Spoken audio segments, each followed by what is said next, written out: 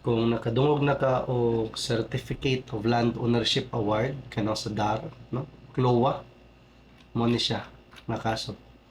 Bahin ni siya sa CLOA. Before this court is a petition for review on certiorari filed by the petitioners, the Luceros, questioning the decision and the resolution of the Court of Appeals in the case Spouses Lucero versus Spouses Delfino before the Court of Appeals. The factual antecedents as summarized by the Court of Appeals are as follows. The controversy involves a parcel of land consisting of around 13 hectares plus, located somewhere in the Philippines, covered by a transfer certificate of title in the names of Spouses Delfinos. The Delfinos sold 3 hectares of the lot to Zenicita. Transfer certificate of title for the whole lot was cancelled and TCT was issued, no? Duha ka buok in the name of the buyer and the seller. Kay portion naman ang ibaligya, no? So gi-cancel tong whole, portion to the buyer, portion to the seller. So usually ani kung magbaligya ka na kay deed of sale, pwede sa deed of sale nimo na naka-specific portion, pwede po ka mag deed of sale over an unsegregated portion, then after sa sale mag-execute mo og deed of partition. Depende. Later, the 3 co-owners executed a deed of partition of the lot. Amo din naitabo. So nagbahinay na sila. The title was cancelled. The title covering 5 hectares was issued in Delfino's name, Rory Delfino's name. Another title covering 5 hectares in Isabelita's name, Delfino gyapon, no? Si husband o si wife. Then another title covering 3 hectares in the buyer's name. Later, the entire property was placed under CARP, no? Comprehensive Agrarian Reform Program. So it was placed under CARP via notice of coverage. Padadaan makanak kuan notice, no? Notice of coverage. May bao ka nga imong yuta covered siya sa CARP, no? Kay padadaan mo ka na papel nga gapahibaw nimo nga imong yuta masakop siya or maigo sa CARP. So tagaan ka na notice of coverage. The coverage was issued by the Municipal Agrarian Reform Officer. Muna itong gitawag nga MARO. Dili MARO. Municipal Agrarian Reform Officer. Kung sa munisipyo. Okay. Luis Delfino, the father of Rory and Isabelita, wrote a letter seeking exclusion of the subject lot as this was within the retention limits. So, matod niya, sudra man ni sa mo retention limit, wa ni labot sa CARP. Let's see kung sakto ba. The PARO, or Provincial Agrarian Reform Officer, mga ni nakaapan aning mga dar nga kaso no pagkadaghana og acronym. Ay CARP, MARO, PARO, PARAD, may lagya kag trabaho sa yung timan-an, no? Provincial Agrarian Reform Officer, together with Herman Lucero and Virgilio Lucero, who both claim to be tenants, filed a petition for the annulment of sale of the subject land before the Provincial Agrarian Reform Adjudicator Board. So, PARAD, no? So, dito niya gi-file kay yung gipa-cancel ang pagbaligya sa yuta kay tenant daw sila sa yuta. According to them, the sale to Zenicita was without the requisite DAR clearance. Walay DAR clearance. The provincial adjudicator dismissed the petition. On appeal, the DARAB, no? MARO, PARO, PARAD, DARAB. Ganahan kislani diha. On appeal, the DARAB rendered a decision nullifying the sale, ordering the cancellation of the titles in favor of the buyer and the Delfino's title reinstated. Okay? So basically, makancel ang sale, makancel ang title sa buyer, mabalik dito sa title sa seller. No? Matibok balik. And declaring Herman and Virgilio as tenants or lessees of the lot and ordering the Delfinos to recognize the lessee's right of preemption. Naanis lagi right of preemption daw without prejudice to Zenesita's right of retention. The case was elevated to the Court of Appeals via petition for review, but this was denied in a decision of the Court of Appeals. No? Recourse to the Supreme Court was likewise denied for failure to show that the Court of Appeals committed any reversible error. Also, their motion for reconsideration was denied. This decision attained finality and a corresponding entry of judgment was issued. Meanwhile, Zenesita and the Delfinos applied for retention of their land. In an order, the regional trial court noon, the regional director granted the Delfinos a retained area of around 3.5 hectares, no? Almost 3.5 hectares each out of their respective 5-hectare lots, and directed the segregation of the balance, an area of around 1.5 hectares each, to be placed under CARP. Nagi po may gamay lang. Coverage, to be placed under CARP coverage for distribution to qualified farmer beneficiaries. The Delfinos filed a motion for reconsideration but was denied. Pending appeal, the regional director issued an order of implementation granting the Luceros their respective CLOAs. No? Ano sa meaning sa CLOA? Acronym na po siya. Certificate of Land Ownership Award. Consequently, the title, TCT number CLO 12345, covering around 6,000 plus square meters, was issued to Herman Lucero Sr., while another title covering 8,000 plus square meters was issued to Virgilio. Let us talk about the petition for cancellation of the CLOAs before the Provincial Adjudicator and the Department of Agrarian Reform Adjudication Board. Respondents Rory and Isabelita Delfino, the Delfinos, spouses Delfinos, filed a petition for cancellation of the CLOAs, Certificates of Land Ownership Award, issued in favor of the Luceros. In their petition, the Delfinos argued that the rules of procedure for placing a parcel of land under the coverage of the Comprehensive Agrarian Reform Program were not complied with.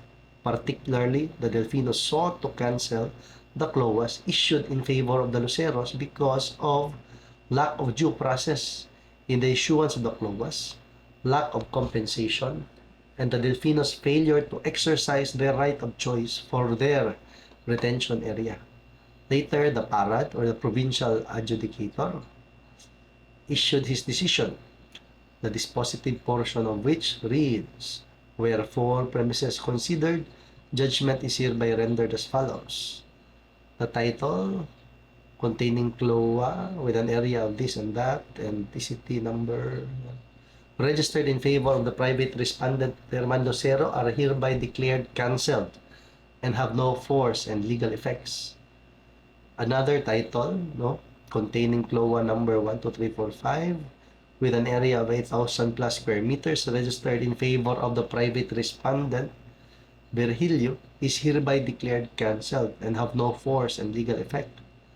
Ordering both private respondents to surrender the aforementioned CLOAs or the owner's duplicate copy of the title to this office within 5 days from the finality of this decision. And fourth, directing the Register of Deeds of the Province of Laguna to cause the cancellation of the above-mentioned transfer certificate of titles and CLOAs registered in the names of private respondents, and reinstate the original area for transfer certificate of title numbers.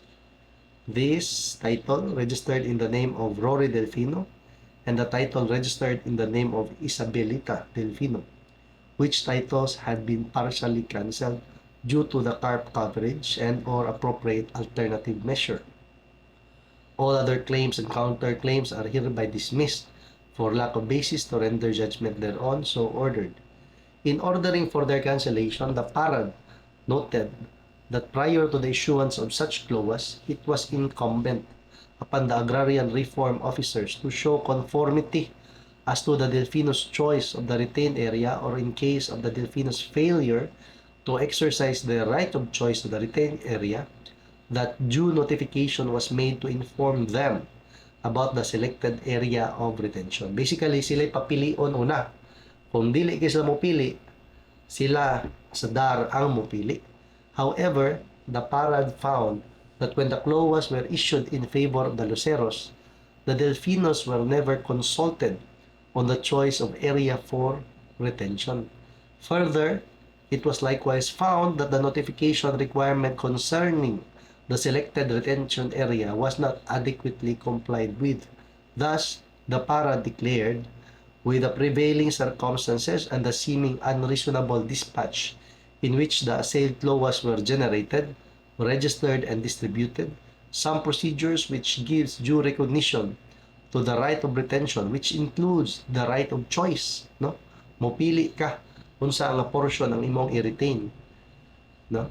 Due recognition to the right of retention, which includes the right of choice of the petitioners, were clearly disregarded, violated, and not observed. This has given rise to a serious cause of action for the petitioners to seek cancellation of the CLOAS issued. The CARL, no, lain na po ning acronym, was not intended to take away property without due process of law. The exercise of the power of eminent domain requires that due process be observed in the taking of private property. Power of eminent domain mo gani, mura bang expropriation. Hence, the petition to cancel the assailed CLOAS are impressed with merit.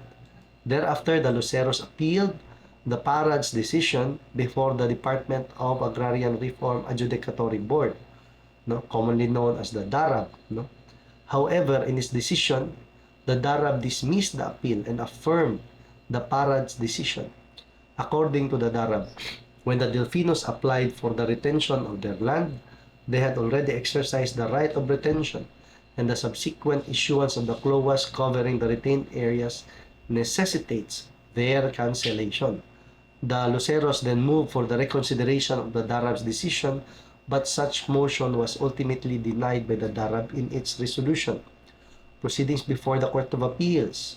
The Luceros filed a petition for review before the Court of Appeals. Makita nimo ang pattern, ha? PARAD, DARAB, Court of Appeals. Court of Appeals, maabot ka by way of a petition for review where the following issues were raised. Unsa man ang issues nga ilang gi-raised before the Court of Appeals. The Honorable Board, no, referring to the DARAB, atong Department of Agrarian Reform Adjudication Board, as well as the provincial adjudicator, erred and gravely abused its discretion in ordering the cancellation of the certificates of land ownership awards issued in the names of petitioners. The Honorable Board, as well as the provincial adjudicator, erred and gravely abused its discretion when it failed. Sipon mo ko. Mubara ang istorya. When it failed to consider the final and executory order of the DAR Regional Director. Thus, the Luceros argued that both the PARAD and the DARAB erred when they took cognizance of the case, because such case is supposedly under the jurisdiction of the Department of Agrarian Reform Secretary.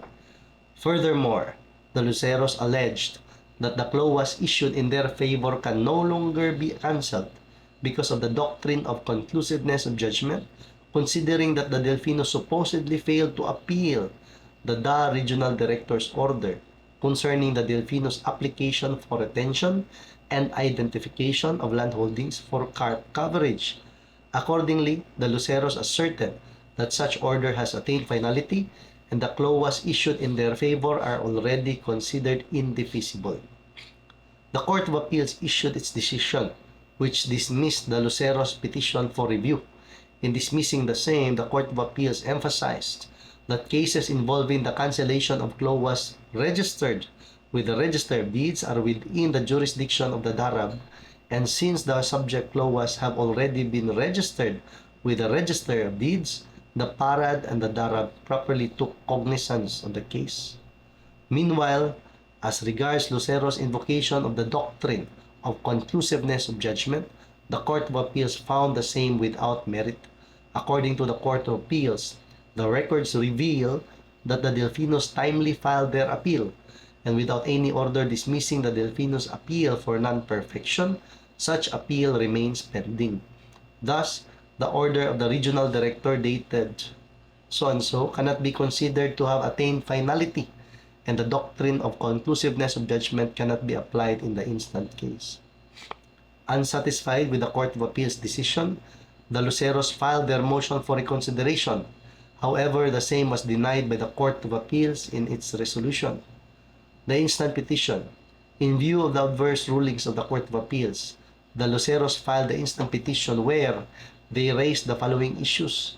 The Honorable Court of Appeals committed serious reversible error in not taking cognizance of the want of jurisdiction or the absence of jurisdiction by the provincial adjudicator and the DARAB over the nature and subject matter of the action. So, na ay jurisdictional issue raised by the Luceros.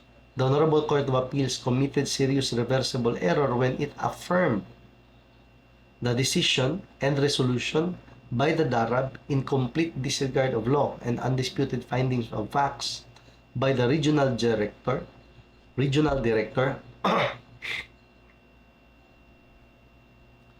in his order, contrary to the time-honored doctrine of conclusiveness or immutability of final judgments.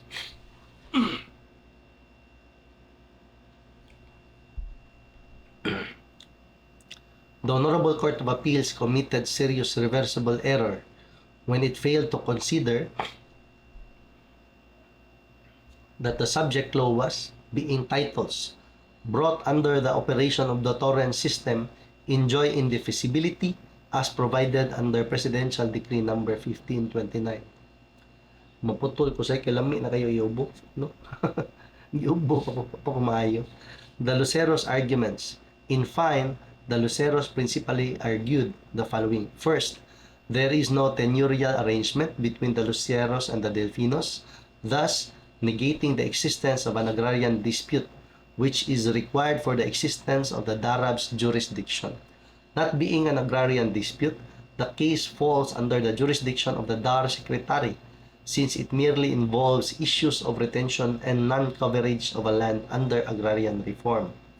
Second, the issuance of the clause in their favor can no longer be assailed. The Delfinos failed to appeal the regional director's order, which ruled on the identification of land holdings for coverage and the Delfinos' right of retention, including the area and location of the property to be retained.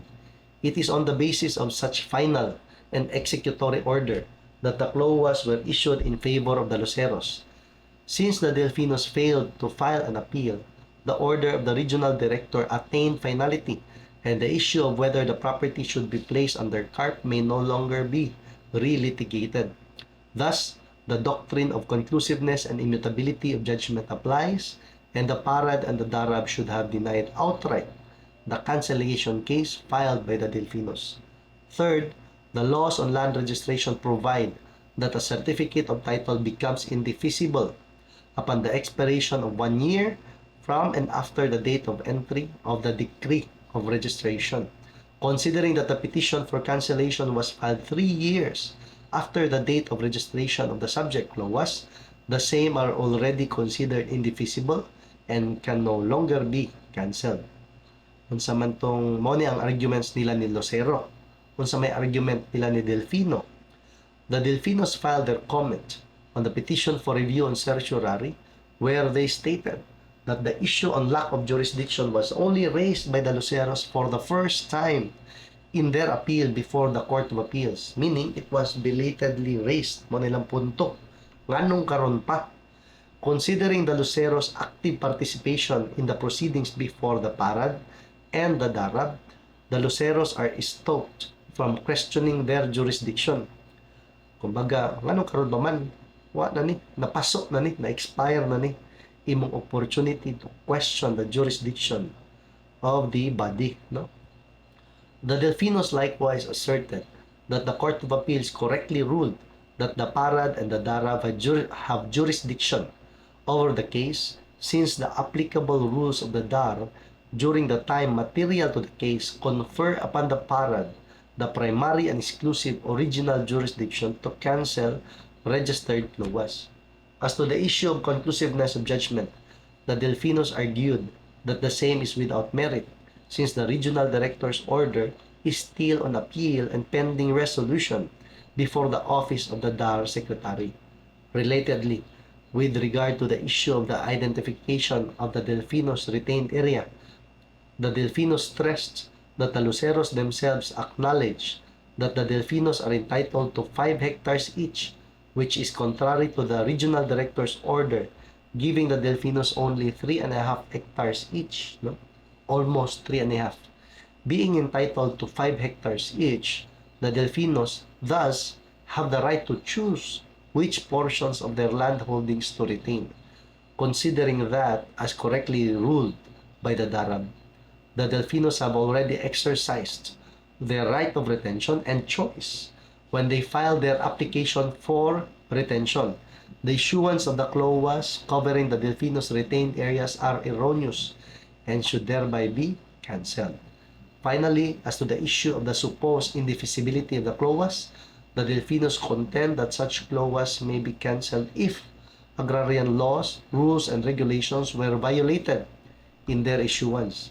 Since the clause issued in favor of the Luceros were done in violation of the Delfinos' right to due process, such clauses are null and void, and an action to cancel that the same does not prescribe. Meaning, the action to cancel that the clause being null and void, no, can be considered imprescriptible.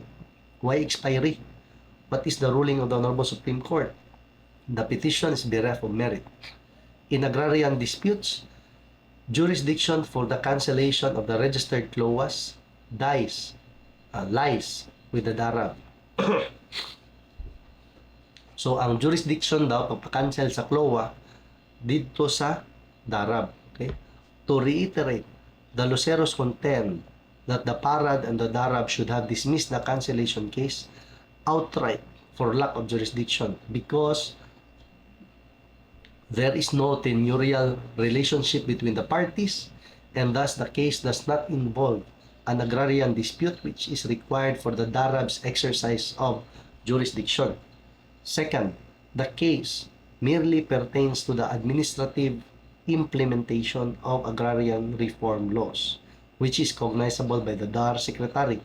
Meanwhile, the Delfinos maintain that the Court of Appeals correctly found that the case is cognizable by the DARAB since the 2003 DARAB Rules of Procedure provides that jurisdiction lies with the PARAD and the DARAB when clauses sought to be cancelled are already registered with the Register of Deeds. To resolve the issue on jurisdiction, it is worthy to note that our agrarian reform laws provide that both the DAR Secretary and the DARAB has jurisdiction or have jurisdiction to resolve cases involving the cancellation of clauses. Under the 2003 DARAB Rules of Procedure, the applicable rules during the time material to the case, the DARAB and its adjudicators shall have primary and exclusive jurisdiction for cases involving the cancellation of registered clauses. Pertinently, Section 1.6 Rule 2 of the 2003 DARAB Rules of Procedure provides jurisdiction of the board and its adjudicators. Rule 2, Section 1, primary and exclusive original jurisdiction.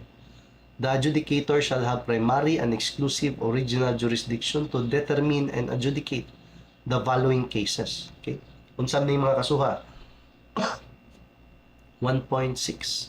Those involving the correction, partition, cancellation, secondary and subsequent issuances of certificates of land ownership award, clause, and emancipation patents which are registered with the Land Registration Authority. Meanwhile, under Rule 2, Section 3 of the same rules, the DARAB and its adjudicators are divested of jurisdiction over matters involving the administrative implementation of agrarian reform laws, since such powers are granted unto the DAR Secretary. Section 3, Agrarian Reform Law Implementation Cases. The adjudicator or the board shall have no jurisdiction over matters involving the administrative implementation of RA 6657, otherwise known as the CARL or the Comprehensive Agrarian Reform Law of 1988, and other agrarian laws as enunciated by pertinent rules and administrative orders, which shall be under exclusive prerogative of and cognizable by the office of the Secretary of the DAR in accordance with his issuances.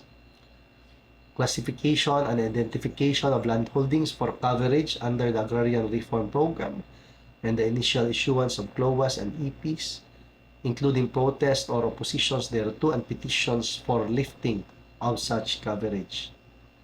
Last, 3.4.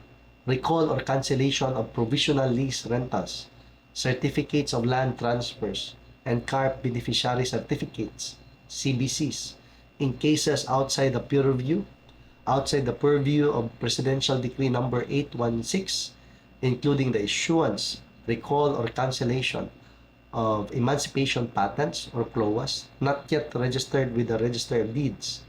Clearly, the 2003 DARAB Rules of Procedure empowers both DARAB and the DAR Secretary to resolve cases involving cancellation of CLOAS. For registered CLOAS, the DARAB has jurisdiction to resolve the cancellation case.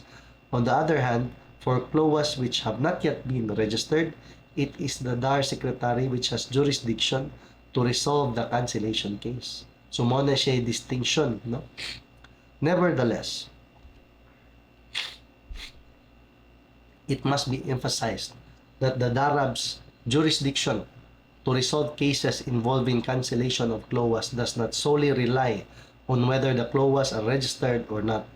In a long line of cases, this court has already clarified that the DARAB's jurisdiction over petitions for cancellation of registered CLOAS is confined to agrarian disputes.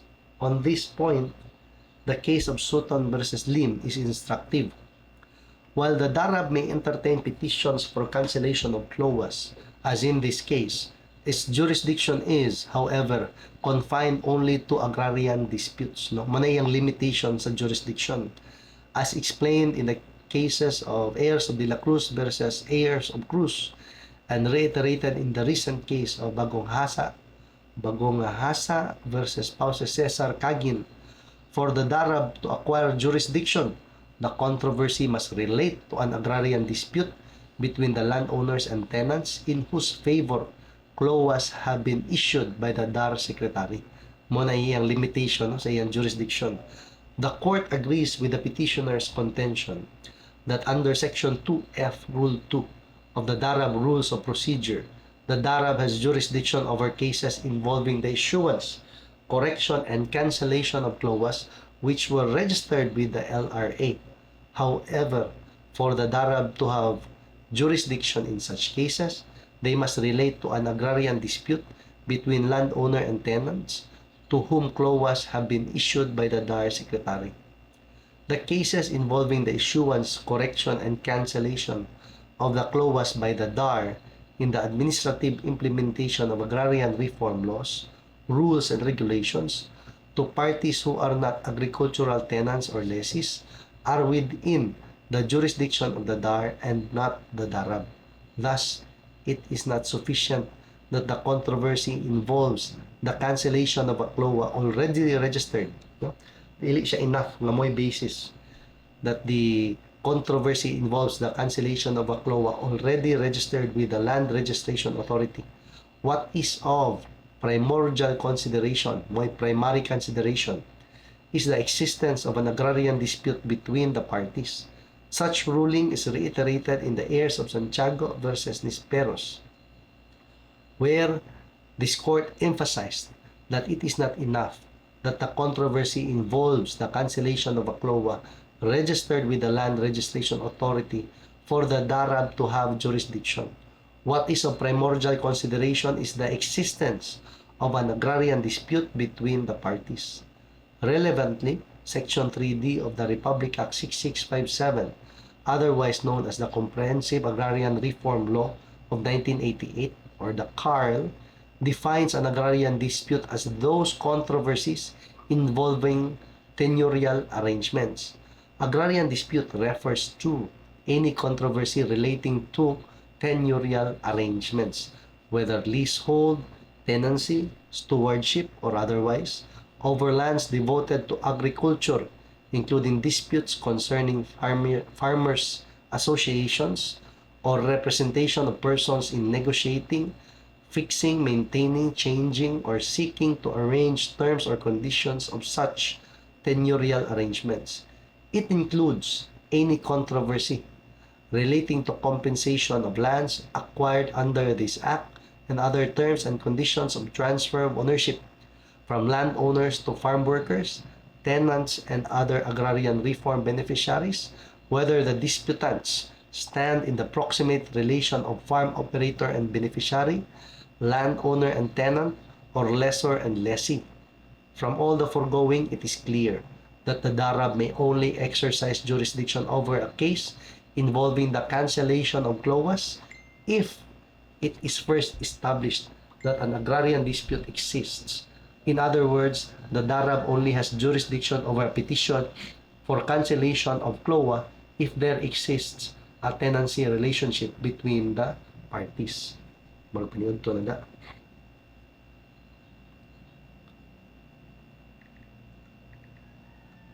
Apa day? Ang humot ng gisugba, guys. Humot ng paniyod to. Sugba ko manok.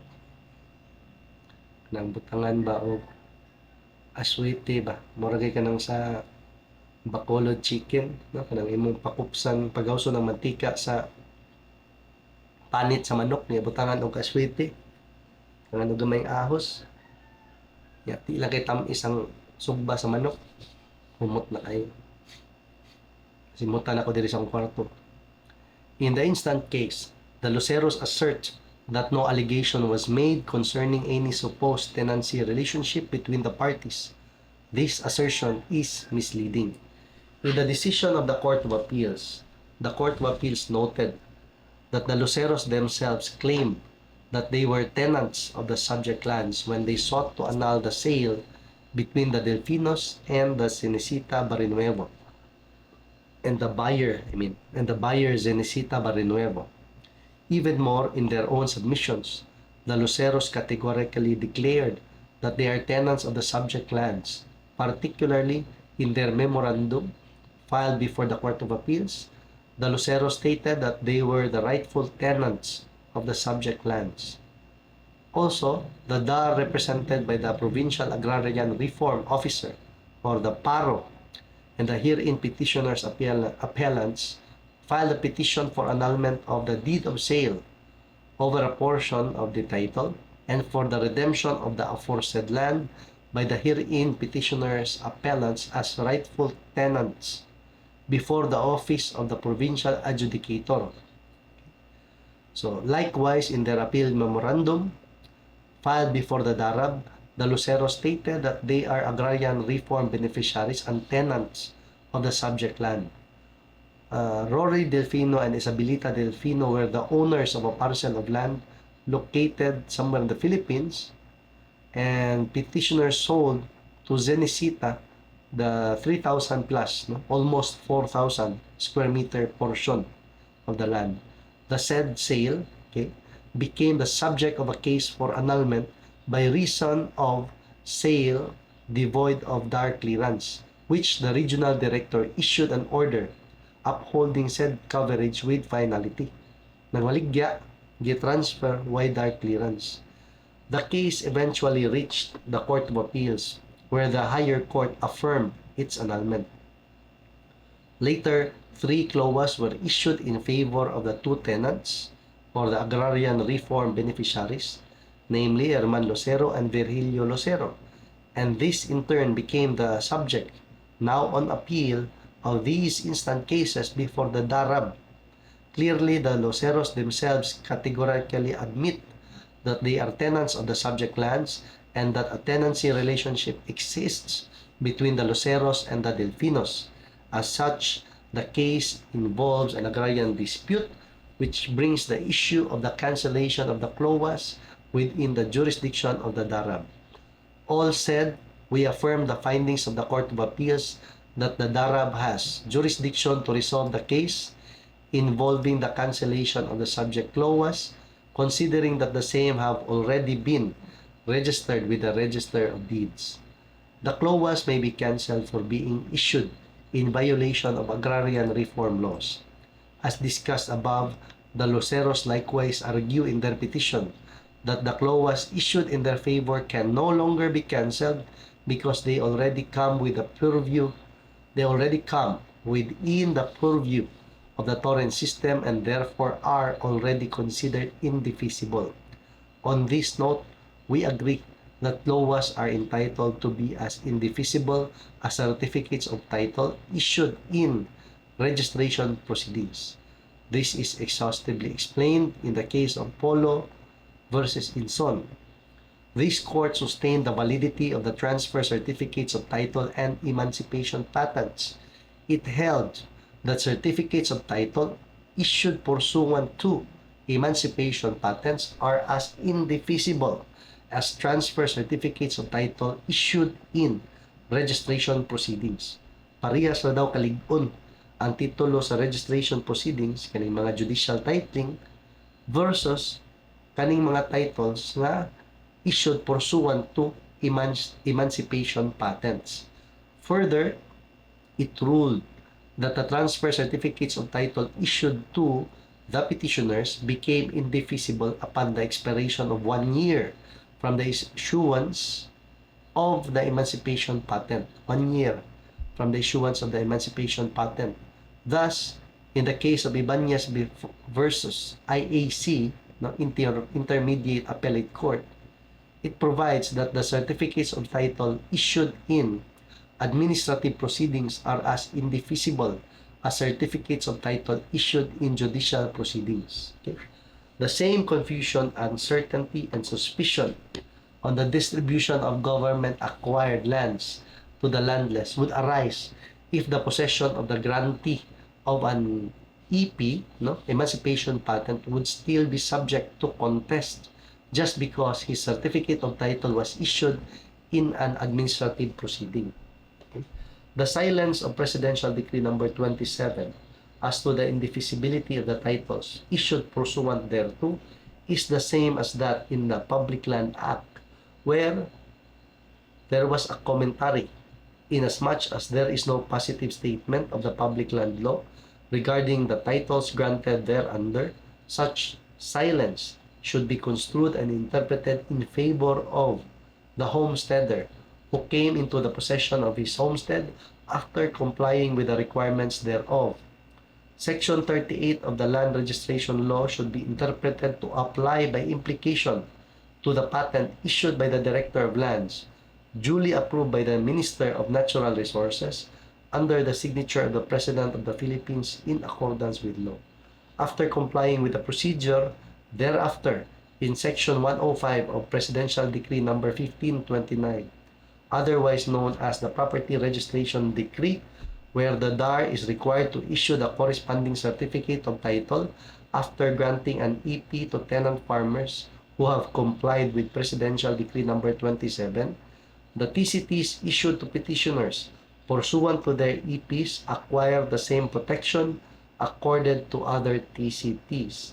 The certificate of title becomes indefeasible and incontrovertible upon the expiration of 1 year from the date of the issuance of the order for the issuance of the patent. Lands covered by such title may no longer be the subject of a cadastral proceeding, nor can it be decreed to another person. The emancipation patents themselves, like the certificates of land ownership awards in Republic Act number 6657, the Comprehensive Agrarian Reform Law of 1988, are enrolled with the torrent system of registration. The Property Registration Decree, in fact, devotes Chapter 9 on the subject EPs. Indeed, such emancipation patents and clauses are in themselves entitled to be as indefeasible as certificates of title issued in registration proceedings. In the case of heirs of Nunez Sr. versus heirs of Villanosa, Where the issue was the retention limit of the purported heirs of the landowner, the court held, finally, the issuance of the title to Villanosa could no longer be revoked or set aside by Secretary Pangandaman. Acquiring the lot in good faith, Villanosa registered his certificate of land ownership award title. Under the torrent system, he was issued a new and regular title in fee simple. That is to say, it is an absolute title without qualification or restriction. Maniod to na? Okay, papas ako. Tawag na ko. Taas pa man. Wait na.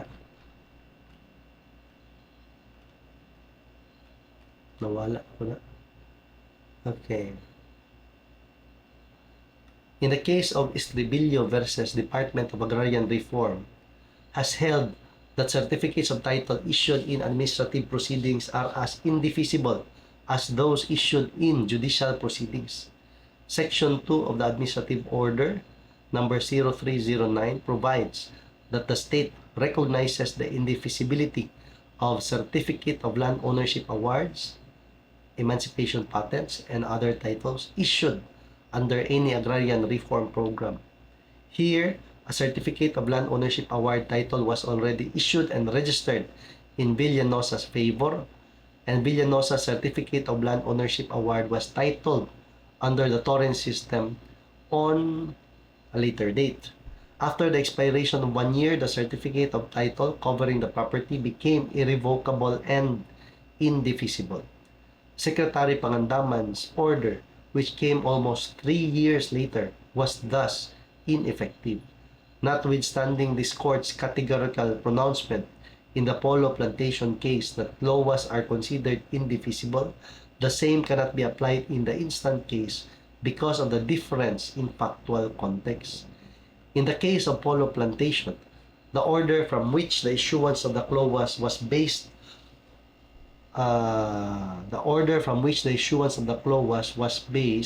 was already final and executory, and thus can no longer be modified or reversed. In stark contrast, here, in this case, the regional director's order from which the Luceros clause are based cannot be considered as final and executory, and it cannot be disputed that such order is still subject of an appeal. Moreover, even assuming that the regional director's order has attained finality, it bears emphasis that the Polo Plantation case also recognizes that laws may be forfeited if they were issued in violation of agrarian reform laws. Okay? Here, by the time the petition for inclusion or exclusion was filed, the decision declaring the validity of the clause had attained finality and TCT had already become incontrovertible.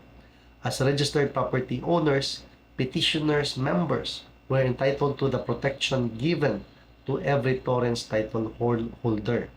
Their rights may only be forfeited in case of violations of agrarian laws as well as non-compliance with the restrictions and conditions under the Comprehensive Agrarian Reform Law. Pertinently, in the case of Daes versus Court of Appeals, the court likewise explained that laws may be cancelled if the same were issued in violation of agrarian reform laws such as landowners' right of retention. Pwede daw kansilahon. Finally, land awards made pursuant to the government's agrarian reform program are subject to the exercise by a landowner who is so qualified of his right of retention. Okay. Under PD number 27, beneficiaries are issued CLTs, certifications of land transfer, to entitle them to possess lands. Thereafter, they are issued emancipation patents after compliance with all the necessary conditions. So under PD number 27, tagaan ka og CLT, dayon EP. Such EPs, upon their presentation to the Register of Deeds, result in the issuance of the corresponding transfer certificates of title in favor of the beneficiaries mentioned therein. Under Republic Act number 6657, the procedure has been simplified. Only certificates of land ownership award, CLOAS, are issued in lieu of the emancipation patents after compliance with all prerequisites. Thereafter, upon presentation of the clause to the registered deeds, TCTs are issued to the designated beneficiaries. CLTs are no longer issued. The issuance of EPs or clause to beneficiaries does not absolutely bar the landowner from retaining the area covered thereby. No? Walay absolute prohibition sa landowner from retaining the area covered by the EP or CLOA issued to the beneficiaries. Under Administrative Order Number 2, Series of 1994, an EP or CLOA may be cancelled if the land covered is later found to be part of the landowner's retained area. Okay? Kapit na dyan. A certificate of title accumulates in one document. A comprehensive statement. Okay? A comprehensive statement of the status of the fee held by the owner of a parcel of land. As such, it is a mere evidence of ownership and it does not constitute the title to the land itself. It cannot confer title where no title has been acquired by any of the means provided by law. So basically, a certificate of title is just a convenient proof of ownership. Imong ownership dili gikan diha, no? It is a mere evidence of ownership. It does not constitute the title or ownership to the land itself. So it cannot confer title. It cannot give you ownership where no title or where no ownership has been acquired by any of the means provided by law. Thus, we had in the past sustained the nullification of a certificate of title issued pursuant to a homestead patent because the land covered was not part of the public domain, and as a result, the government had no authority to issue such patent in the first place. Fraud in the issuance of patent is also a ground for impugning the validity of a certificate of title. In other words, the invalidity of the patent or title is sufficient basis for nullifying the certificate of title since the latter is merely an evidence of the former. In this case, Delfino's cancellation was hinged on the violation of the right to due process, lack of compensation, and denial to exercise their right of choice as to what to retain among their land holdings. Clearly, these are valid grounds to invoke in a case for cancellation of clause. Accordingly, the Parad and Darab took cognizance of the case after due consideration, found that indeed the Delfino's right to due process vis-a-vis their right of retention was violated. Therefore, the cancellation of the clause issued in favor of the Luceros was warranted. All in all, we find no reason to disturb the findings of the Court of Appeals, which affirmed the rulings of both the Parad and the Darab. Wherefore, the instant petition for review and certiorari filed by the Luceros is denied. The decision and resolution of the Court of Appeals is affirmed or are hereby affirmed. Okay. So basically, nakadaog yun sila. Nakadaog yun. Valid, clearly, these are valid grounds to invoke in a case for cancellation of clause. Accordingly, ang Parad ug Darab, sakto sila sa ilang ruling, no? They found that the Delfino's right to due process vis-a-vis the right of retention was violated. Therefore, no, gipa-cancel ang clause issued in favor of the Luceros. Nilusot successful. Okay? So, yeah, I'll see you in the next video.